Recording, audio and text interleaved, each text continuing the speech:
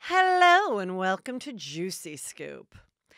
Well, I got a real juicy show for you. I've got Jackie from the Real Housewives of New Jersey, who really shared all about her thoughts on last season and how the new season started and then, of course, stopped because of Corona. We're going to get into that interview in a little bit. I hope you guys are all hanging in there. Thank you for the Patreon peeps who have joined and had the opportunity to watch my special. I'm going to re-release it to the public a little bit later when things slow down and, people can focus on other things. I myself have been really honest about the fact that I've been drinking every night since the quarantine. I treated it like, you know what, I'm not even going to worry about it. It's going to be what I look forward to, 5 o'clock on weekdays, 3 o'clock on Saturdays. Well, this past Saturday, it was a beautiful sunny day, and it was Peter's birthday, and I got a little gross. I don't know if you watch my Instagram stories, but I just drank way too much. And the entire Sunday, Easter Sunday, you know what? Thank you, Jesus, that I wasn't expected to go to church. I watched it on my streaming service through the church, and it was really good. St. Mel's, thank you. And but I did not drink yesterday, and I have, just like Jesus rose from the dead, I have risen from the quarantine dead. And I am going to try not to drink for I don't know what I'm gonna see how long I can go. I just feel like it's gotten gross. At first it was like, oh, this is Christmas vacation, but now that we're going on week 4, at least for us, I know New York it's even been longer. I gotta focus on the fact that there is a light at the end of the tunnel, and that light is not gonna look good with hitting my body in a bikini for May and June, hopefully, or definitely for summer. So I'm gonna let you know how I do, you guys. But I don't know. It just got to the point where you're like, I'm gross. And I had the greatest time catching up on TV, which we'll get to in a minute. By the way, there was a Tiger King special episode update, which I didn't watch it. I heard it was really disappointing. It was Joel McHale, who he's a fine person, but, he just did all the same interviews the way David Spade did on Instagram from Lights Out. And David Spade, I think, did a great job interviewing all the people. He was respectful, though, got some interesting, answers and info for us. And so Kelly and I were talking about it, and she's like, well, why wouldn't Netflix just go to David Spade? And I'm like, well, isn't that interesting? Probably because they might have a deal already with Joel McHale, or maybe Joel McHale was the first person to ask for it. Or maybe because David Spade already did that, they were like, well, we can't regurgitate the interviews now. It's already been put out on Instagram. Anyway, apparently there was no new information that we didn't already learn from them doing subsequent interviews prior to the Netflix one. So I did possibly my final, I don't know, unless something juicy happens with Carol. Hey, you cool cats and kittens, it's Carol Baskin from Big Cat Rescue. And I did a video on my Instagram with the Barbies. Thank you, Betsy, for giving me Carol's outfit. So I hope you guys are all following me on Instagram. And here on YouTube, remember to subscribe and share. I post all the stuff I do like before the show. And if I have an in-person interview, we have them. But now we're going to start sharing some of the Zoom interviews that we do because they record them too. So, go to Heather McDonald's YouTube page, youtube.com/Heather McDonald, and watch that. I have a prediction. I predict that facelifts are going to make a huge comeback. Old-fashioned 1980s facelifts where they just take all your skin and pin it behind your ear. And it'll be great because even when the quarantine is done, people are going to be wearing face masks a lot without anyone giving them a weird look. So you can get your facelift and then continue to wear your face mask to heal. Why do I think old-fashioned facelifts are coming back? Because nobody can get their Botox and filler replenished. And everyone's face is going to go from a big fat moon face to being a nice, saggy, normal-looking face. And then they're just going to go, you know what? Don't spend $8,000 filling it up so I look like a balloon again. Just pull it up like my grandmother did and pin it behind my ears. And I won't have to worry about filling it up for the next 10 years. That's my prediction. Lots of predictions. My other prediction, thank you, came true, that Harry and Meghan are moving to Los Angeles. Okay. They have not found the house But you heard it here first. It's going to be Pacific Palisades. Got it? Okay. This was an awful story that I found. Josh Hamilton, he's a former professional baseball player. His ex-wife was on the show Married to Millions. A lot of people are rediscovering that show, like on Hulu or whatever. I had one of the couples on my show from it, and it was certain couples felt more contrived than others.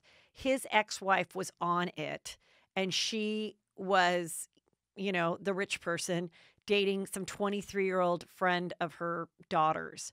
Well, she also, people recognized her because she was Heather Dubrow's friend from Real Housewives of OC for an episode or two. She, since the divorce from this guy, she reveals on the show that he had alcohol and drug problems and was, I don't know if she said he was abusive or not, but he's just been arrested for physically abusing his teenage daughter. And, he's out on bail, but he was charged. And the story, according to the girl, is really awful. It just he lost his shit. He she was sitting on a chair. He pulled the chair out from under her and threw it. He then picked her up and threw her on her bed. And he was hitting her legs and then threw her out of the house. And it was just awful. But just just a weird connection to that girl that tried to be a reality star. The mother, I mean, it's these poor kids. Anyway, I hope that they work that out. Also in Juicy Scoop news, oh my God, the college admissions scandal, you guys. They have now released, the prosecutors have released the photos they have of Olivia Jade and the other girl, Lori Loughlin's daughter, on the rowing machines.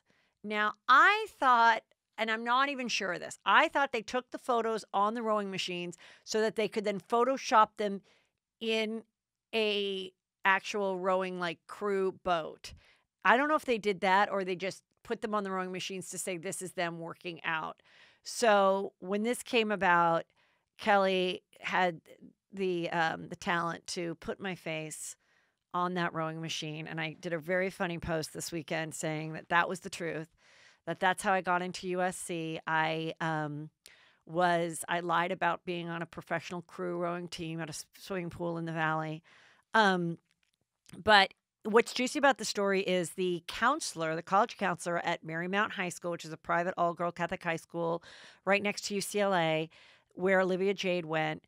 He tells in his deposition of how Massimo came down to meet him, and he just thought it was a regular meeting with a parent, and he goes to make some small talk with him, and he was very short with him, and basically was why are you trying to fuck up my child's career and her opportunities?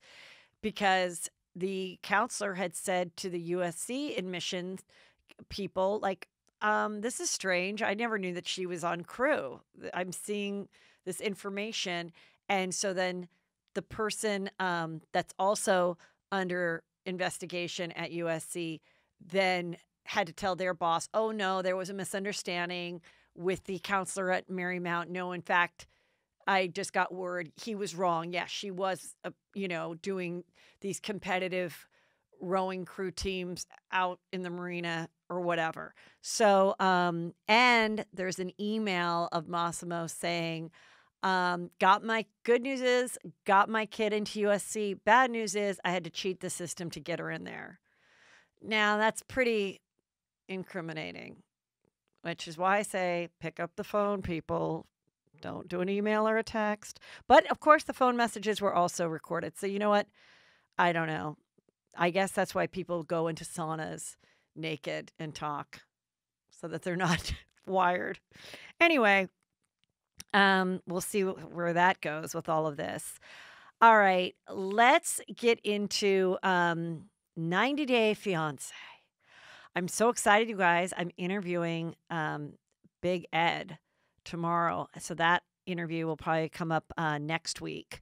But Big Ed is our favorite. He is, it's an ironic name, Big Ed, because he's under 5 feet tall. He's 54. He's a photographer from San Diego, and he's funny. And he fell in love with this girl online from the Philippines, Rose. Now, at first, we see them in the city and they're at a hotel, but then they're going to go visit her family where she lives. And this part is sad. It's very third world kind of makeshift homes, leaky roofs, and he is absolutely miserable. He has to sleep with it's raining out, and he's trying to be nice about it. And he and the dad end up having to take these showers together, which is just like taking a bucket and throwing water on him. And it's I mean, and she's just so like regular. He's like, is that a rat in the corner? And she's like, I don't, it may be a mouse. I don't know. You know, she's just kind of like very, okay, who cares? This is my life. And then they go to visit his pig farm, which, I mean, Ed is just like, was the most horrible night of my life. Can I take your daughter to a vacation?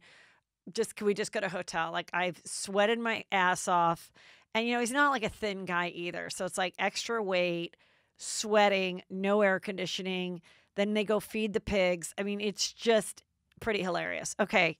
Then we have David, which is the worst case of a catfishing situation we've ever seen. He's 60 and he's been talking to this girl for 7 years, but only on some special website. I don't know if he's aware that there's a WhatsApp. I don't know. He's never seen like he's ever done a FaceTime with her. And he's just continuing to believe that she is going to meet him. And we follow him to her hometown. She doesn't show up. Then he drives to like the town to some chocolate shop that she said she used to go to. He drives 8 hours. He walks into the chocolate shop and he's like, have you seen this girl? Throws up the photo of her. And they're like, no, we haven't. And he's like, oh, that's so strange. She used to mention this chocolate shop. And I'm watching it with Drake, my son, which makes it so fun. He's like, oh my God. I mean, clearly this guy's being catfished. Clearly he's been talking to some man this whole time. This woman does not exist. He's been giving her so much money over the last 7 years. This is the third or fourth time she's flaked on meeting him. And at this point, I'm like, you know, do the TLC producers, are they part of this like scam? I mean, this is really insane. But right before the end of the episode, she wrote him and said, do you still want to meet to do a photo shoot? Because we have to have photos to prove that we're a couple so that I can get my visa and move to America. And I am just praying that she exists, but I don't think she does. The crazy Australian guy with his crazy eyes, and his girlfriend, I mean, they're very attractive and they're hanging out. And she keeps saying, well, are we sure that you can move to America with your son who's 10? And he's like, yeah, why would that be a problem? I don't know, maybe because she has a mother, because the baby has a mother who lives in Australia. Of course it's going to be weird. Okay. Oh my God, Darcy. There is no point in featuring Darcy in this show except that she's Darcy. The plastic surgery is unbelievable. I mean, the lips, the eyebrows. Tom just broke her heart again, and she just goes and is just crying. And her cry face is just something you can't stop looking at. It's just, she, with the lips and the Botox, and she's like, I don't know. I thought I'd find someone by now. I thought Tom was the one. And it's like, really? It's like, why did you even see me? Why was this even, what was the point? You know, it's like, I just want to be loved. And I just don't understand why that's not possible. I just don't get it. I just like don't understand. Baby girl Lisa is 52 and she's in love with Usman, 30-year-old Nigerian, who is a rapper in Nigeria named Soulja Boy, but he's going to come out and marry her and be a hit here in America. He was very nervous to introduce baby girl Lisa to his Muslim mother in her village in Nigeria. So he told baby girl Lisa, you have to buy a goat for my mother. And she did. And the goat had to drive in the back of the car with them 2 hours to the village in Nigeria. And even though she wore a Muslim, pretty cute, like turquoise blue dress and wrapped her hair, they did not like her. The sisters, the mother, They said, she looks to me much older, and they were expecting to see a young girl, and the mom gets up mid-conversation and walks away. And in the Nigerian Muslim culture, that means that she does not approve of 52-year-old baby girl Lisa. Who knows what he's going to do? You know, do you choose your mom or TLC in America? I think TLC in America. This Jeffrey guy. I don't know what's going on with him. Now, Jeffrey is the best looking guy on the show. He also has a record, and he also has the worst tattoos we've ever seen on the history of a show. He has eyelashes long. It looks like he has like eyelashes that, if anybody that's right now have what do you call the lash extensions, and I know a lot of you, like half of them are on, half of them are off. That's what it looks like. If so, his nipples would be your eye, and then you have just like 3 or 4 long lashes hanging on for dear life around on your lid. That's what his tattoos on his chest look like. I don't know why he got those. He has perfect teeth, and he's pretty cute. And he tells his Russian girlfriend, Varya, that he's kept something from her, that he did time in prison for selling drugs. And this was kind of interesting because she was really upset, and it was a very real moment. And she's like, I have a cousin who died at 28 of a drug overdose, and I saw his mother devastated by it. And, you know, and he's like, wow, I never really thought of it like that. You know, I knew what it did to my family. Well, we've talked about this before, but it's come out that he also has a very serious charge against him from an ex-girlfriend who, in detail, in September of 2018, said how he physically abused her. I'm not really sure where this case is, but a lot of people are upset that he's even being featured at all on TLC, but I don't know where the case went. I don't know if he ever did time, if this was proven not to be true, if it was her word against his, but it's pretty awful. So, I mean, not only did he do prison, but she doesn't even know that this other woman has accused him of physical abuse. He has 2 kids from his first marriage, and then he has another child from his second or baby mama, whatever. I mean, and this girl's cute. I know if she's in Russia, and I'd rather live in America than Russia, but like, really? I hope she doesn't get with him. And, okay, so then we have the 2 fake lesbians. I say that they're fake lesbians because they have done nothing physical yet with each other, and they just fight like girls that have a long distance friendship that aren't really having the best trip together. I don't believe it. I don't get it. They're both YouTubers. And this one girl, she has crazy childlike tattoos, and she has a troll on her arm. And so when Drake saw the tattoos, he goes, I had said that they are bisexual or a lesbian. And he goes, does she identify as a bisexual or a troll? I thought that was kind of funny. They're both pretty, but I just don't buy this stupid story. And I was so wanting to have a good first gay 90-day fiancé couple, and they bring me this bullshit. Not happy. All right. Let's get into the Real Housewives of New York. Oh, second episode, guys. Oh, first I want to say that I was watching all the old ones from season 3, which was the infamous Jill Zarin and Bethany breakup. And I recorded it because they did like a marathon, and then I saved it like a box of chocolates, and I watched like 1 or 2 episodes a day over the last 4 days.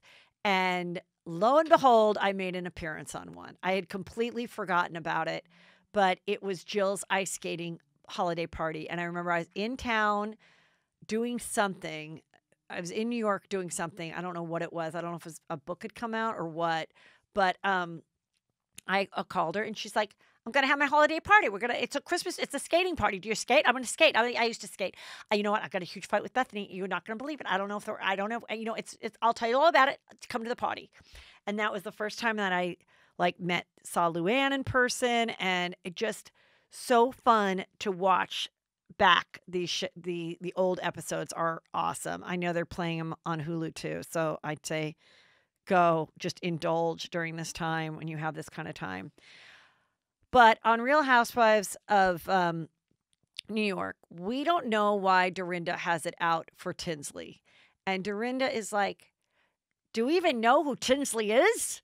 She's obsessed with knowing about Tinsley. You know, you're with Scott, you're not with Scott. Here's the thing. I don't think if a girl is going back and forth with her ex-boyfriend and she doesn't share every time that she has a booty call with her ex-boyfriend, does that make her untruthful to her best friends? I mean, do you have to check in with your friends every time, like with your boyfriend? Like maybe it just means like, hey, I wasn't being untruthful. I just chose not to share it with you. Like what's your problem? The new girl, Leah, has tattoos. I noticed that she had finger tattoos, which I think is kind of hardcore. I know a lot of people do like a little inside of the wrist or a little inside of the arm. Those are the new spots to get it. Also, side tit tattoos are nice. Rib cage tattoos, like a long, like a poem coming down your ribs. Those are like the new hot places to get it. She has a lot of little tattoos like that, but the one she's getting removed that she reveals to Tinsley and Sonia is that she's got a big tramp stamp on her lower back, and the tramp stamp is of her name, Leah. And so Sonia's like, oh my God, that's great. So when a guy's doing it from behind, he won't forget your name. And she's like, wow, that was really rude, Sonia. Really, I don't know if I like that. And she's like, oh, I've never been with a guy with a tattoo. I don't like tattoos. I think, ugh. And I'm like, this is what's crazy. Okay, so these are the people that get really prejudiced about the tattoos. Sonia, Ramona, and Luann. The Countess doesn't have any tattoos either. I don't. I don't know that I'd kick a gentleman out of bed with one, you know. However, I did not ever sleep with a pirate, and you know pirates have tattoos. I say this is why I love this show. Now, if you're someone with tattoos and you're suddenly pissed off that Sonia and Ramona and Dorinda were really negative about the tattoos, okay, whatever. But that is what makes this show great. They're not faking it. They're being completely honest. They come from that age group, from that socioeconomic place where tattoos were looked down upon, are not acceptable. Of course, it's completely different today, but I liked that they were honest about it. And I thought that's what makes the show great. They don't give a shit. And if they tried to be all like, oh my God, what's the history behind that one? You'd go, that's bullshit. You don't care, you know? She walks in with this weird hat on, and right away at Ramona's Hampton's house, right away Ramona's like, okay, yeah, thanks. Now, what's going on with your hat? Like, what is that? Like a fashion statement? I don't know if I really like it. It's like it's a little disturbing. I understand it's a bucket hat, but it's like see-through, so it's not really like keeping the water off of your head. And I don't really know why you're wearing it, but I really kind of find it like interesting because you're like into fashion. But I was actually like, I'm the fashion person, so I don't. Anyway, she rolls into dinner with Luann before everyone comes to her house, Ramona. And she is flirting. She gives her number out. And this is what I love also about Ramona. She is single and ready to mingle. And, you know, again, I just can relate to Ramona. If I was suddenly single and I'm rolling up and I'm feeling cute and some guys at the Hampton restaurant are talking to me before I hit my table with Luann, you better believe I want to flirt and talk to them, maybe give them my number. How many fun summers does Ramona really have left? You know, Carol thought she only had 5. I mean, how many more can Ramona dance to Senorita in a one piece? Right now, she's killing it. I don't know. But she reveals that she would like to have a boyfriend. So does Luann. And she goes, not marriage, but I did a storyboard. And what she means is she did a vision board, like she was secreting something. And she talks about everything that she put on her board. You know, said I wanted to travel a little bit. I put a ring there, like a little ring, not like a wedding ring, but just like a commitment, like some hot guys. And Luann is like, I mean, what else did she put on their dick pics? I mean, what is going on? So I'm rewatching this morning so I could recap it for you guys. And I came up with a great Ramona idea because you guys like it when I'm Ramona. And go to my Instagram. I'll also put it here on YouTube at Heather McDonald. I came up with a great idea of what Ramona's vision board really looks like. So if you have not seen that video yet, go and watch it because I'm pretty proud of my idea. So, we find out Dorinda's really unhappy because the Berkshire's house was totally flooded. I'm just not myself, Sonia. I'm just not myself. I'm so overwhelmed with redoing the New York apartment and then the Berkshires. And, John, he's never been married. He didn't have kids. He's never run homes. And I only have myself to depend on. It's really overwhelming. And I'm just really not myself. I'm just really not. Can I have some Pinot Grigio? And she likes Pinot Grigio too, and rosé. I kind of like that. Look, I know some people are like, oh, really? It's first world problems and all that stuff. But I really don't understand why really rich people do take on all these big homes and things. I mean, if I ever hit it big, that's the last thing I want is like multiple homes that with multiple problems that you have to keep a staff and then someone's stealing from you and now there's a fire and you have to work through the insurance and then you have to argue about that. Like, if I ever really hit it big, I am just going to spend it on like nice hotels and nice rental homes for like a week here or a month there and then get out and leave.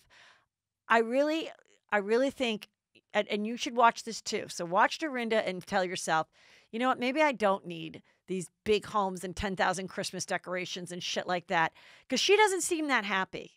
And, I think there's a little foreshadowing to why it's not going to work out with John, the dry cleaner, because he's never been married, doesn't run homes, can't really help her with all this shit. And she misses when she had a husband that would help her do all that. They go out to dinner for a fun time.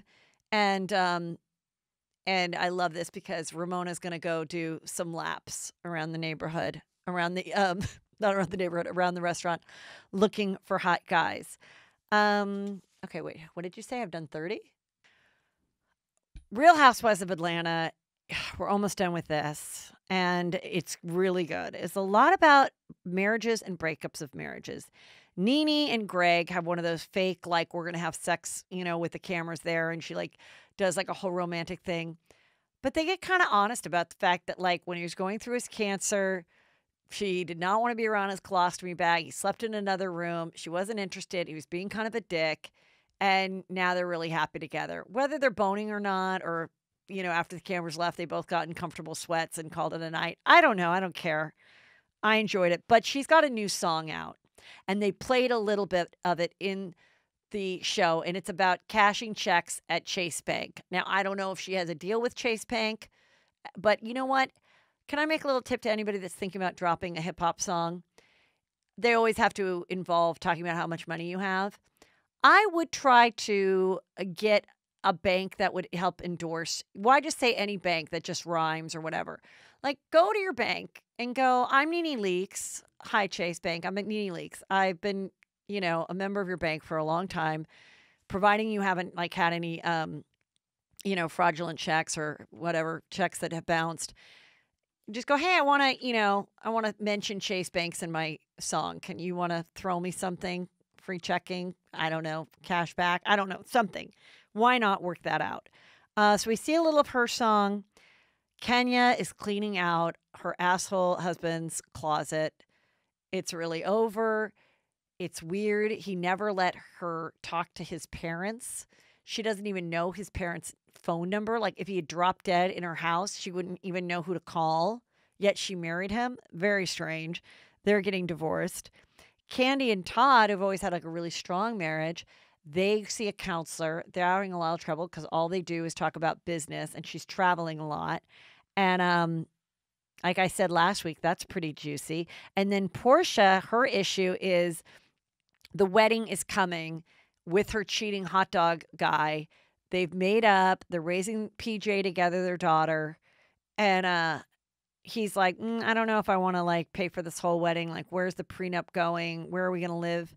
It's kind of interesting. Oh, in Shahs, not much happened in Shahs, but in Shahs' Sunset, Reza and MJ are having this wicked fight that we know from the interviews I've done. that they've done, other people that have interviewed them, they are currently still not friendly. And it really reminded me of the Jill and Bethany fight, of where the two leads of the show get in such a wicked fight. Will they ever make up? Could the show survive without them being friends or losing one of them? But in this episode, they finally meet, Reza and MJ. And MJ's husband was so upset with Reza that he went over to his house and he broke a couple of his potted plants, and it was on his Ring camera. And he then pressed charges. He meets with MJ at this restaurant and he goes crying, I'm so sad this happened. Why did we get in this fight? And then he says, and I'm dropping the charges against Tommy. Don't worry about it. And she's like, thank you. So I don't understand. So but the charges never get dropped. We know that in real life, that they never get dropped. So I'm really curious to see that pan out. That's about it. Lots of good shows coming. Beverly Hills is coming. We are surviving. Go to my website, heathermcdonald.net, to join Patreon. New episodes, all the back episodes, of course. And then also, I've got fall dates on there, adding more, being able to buy tickets now. That's heathermcdonald.net. And stay healthy. And now for Jackie from Real Housewives of New Jersey.